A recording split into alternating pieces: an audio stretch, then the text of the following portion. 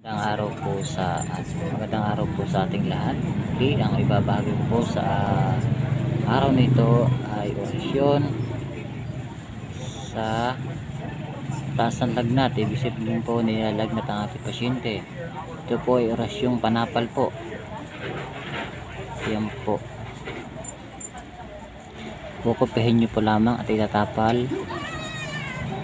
At kung may, alam niyo po ba yung tawa-tawa na halamang gamot, inyo pong paiinumin at ilalaga ng 2 basong tubig at ang 1 baso po ay iinumin.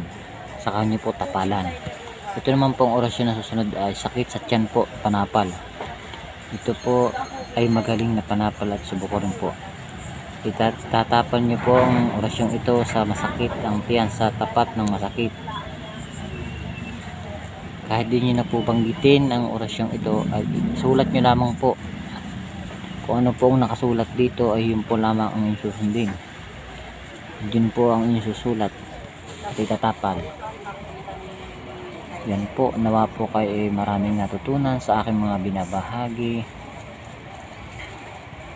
Hanad ko lang po na makatulong sa aking kapwa.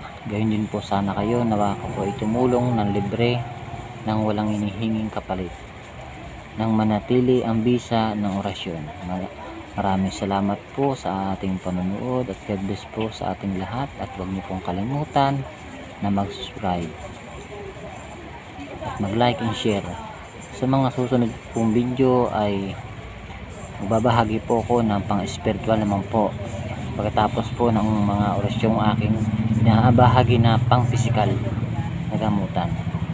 Okay po, maraming salamat po at God bless po sa ating lahat. Pagpalain po kayo ng Diyos Amang Istaasang Yeshua Mesiya, Yahuwah Yeshua.